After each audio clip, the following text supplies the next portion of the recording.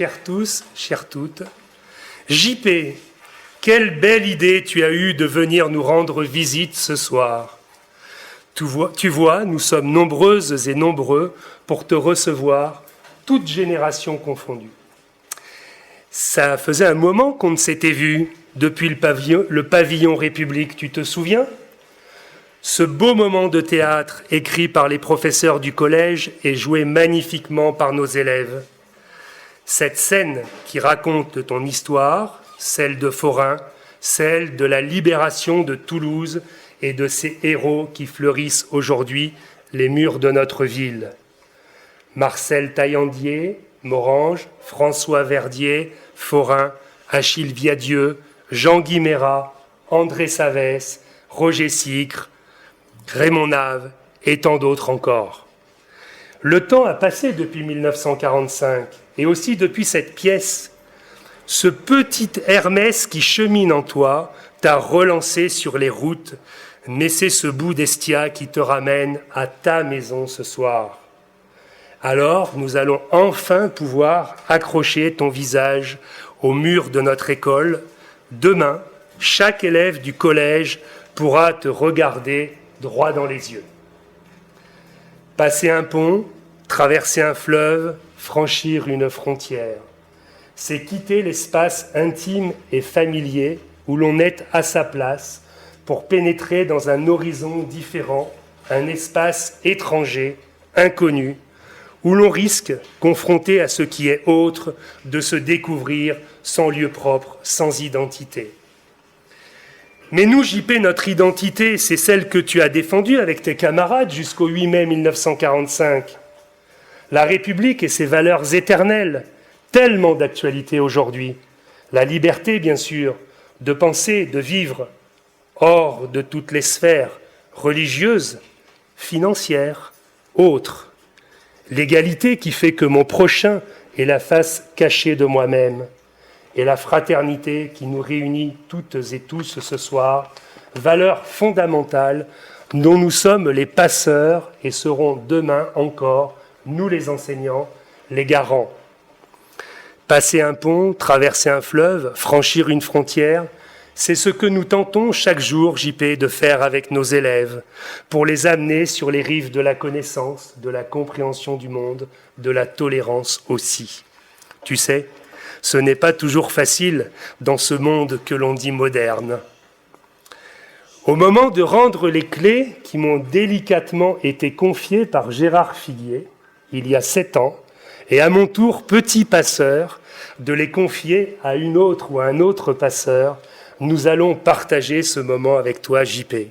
La parole est donc à nos jeunes acteurs, qui seront aussi demain des passeurs, théâtre, musique, les élèves, c'est à vous.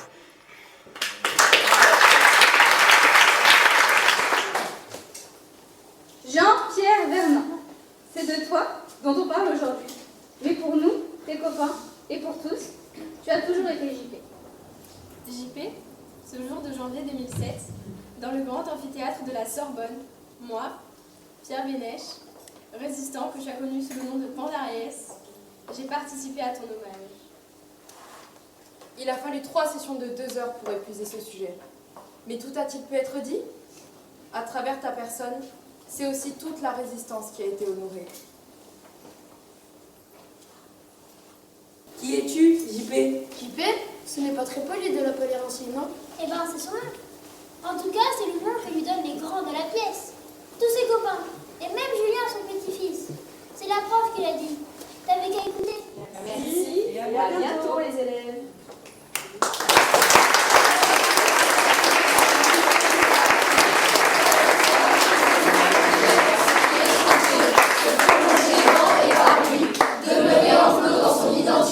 C'est se perdre et cesser d'être.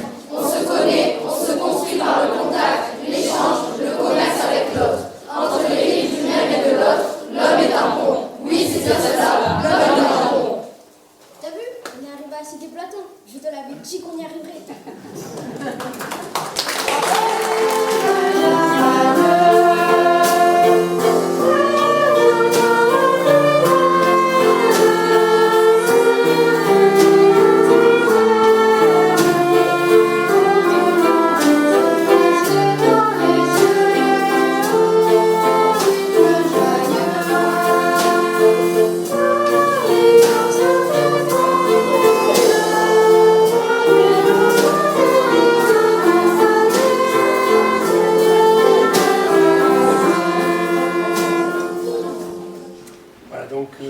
l'instant où on va dévoiler le tableau qui nous a été offert.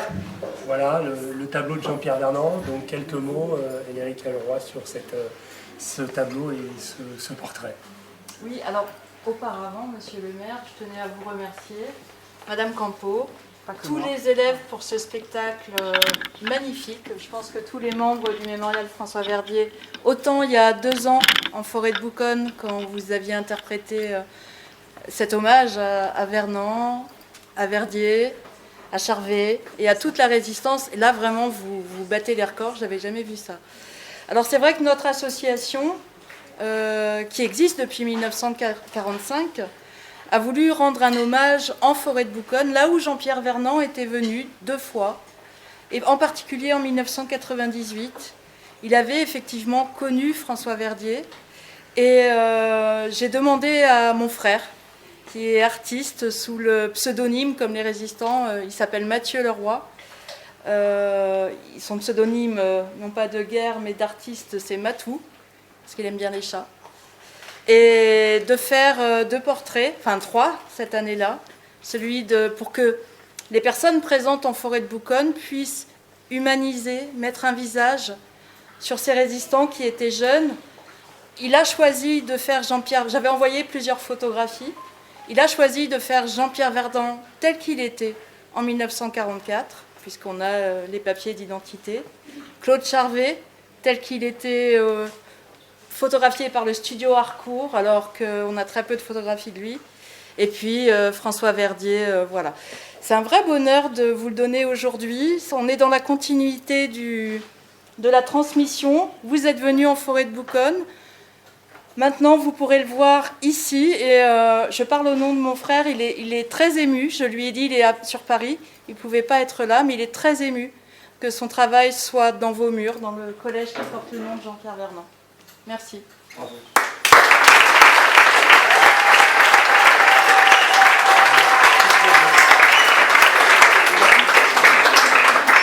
Je voudrais rajouter quelque chose, non pas en mon nom, mais au nom de Julien Blanc, qui se trouve être le petit-fils de JP. Et il nous a envoyé un joli message. Donc il ne peut être là ce soir, mais JP à Vernant a toute sa place. Alors, il me demande de remercier tous ceux qui sont présents, les élèves, les enseignants et mes collègues, bien sûr, parce qu'il estime, lui aussi, comme Elérica, que dans ce collège, on perpétue la mémoire de JP, la mémoire de la résistance, comme jamais. Donc, il en est ravi et il est très ému et il demandera à voir les images et la captation de ce soir. Voilà. Et il passera au collège quand il viendra sur Toulouse voir le portrait. Merci, Madame Campo.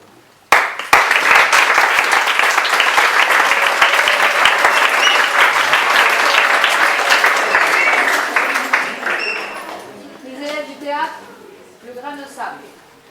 Ouais, bravo.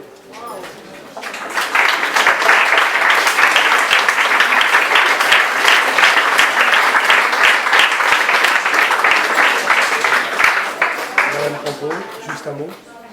C'est la dernière chanson après. C'est dedans de soi, de ne pas céder, de ne pas plier, de ne pas renoncer, être le grain de sable, celui que les plus lourds engins, qui pourraient tout écraser sur leur passage, ne réussissent pas à briser. Maintenant, les enfants, c'est à vous de jouer. N'oubliez pas, maintenant, les aides les bons.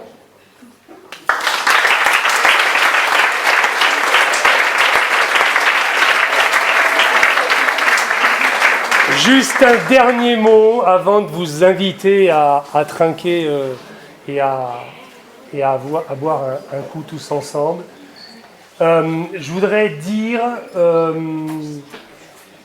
que dans cet établissement, Jean-Pierre Vernant, il y a une énergie folle, qui est l'énergie des enseignants, qui est l'énergie des parents d'élèves qui sont associés à cet établissement, et que c'est un établissement où il fait bon vivre et où il se passe des choses extraordinaires. Donc il y a les parents des élèves de 6e qui sont là, puisque je sais que dans les présidents, les trésoriers des parents d'élèves de 3e, il y en a beaucoup qui vont nous quitter parce qu'ils vont aller vers le lycée. Je crois que c'est vraiment une très belle histoire, Jean-Pierre Vernant. C'est un magnifique établissement. Nos anciens professeurs qui étaient à l'origine de ce projet, Madame Sels, Marie-Hélène Charbonnier-Lantin, je ne sais pas où elle est, je l'ai vu tout à l'heure, voilà, sont là aussi. Et donc, chers parents, continuez de vous investir dans cet établissement, continuez de donner l'énergie à nos professeurs pour qu'on continue tous ensemble à porter ce magnifique collège. Voilà, bonne soirée à tous et à bientôt.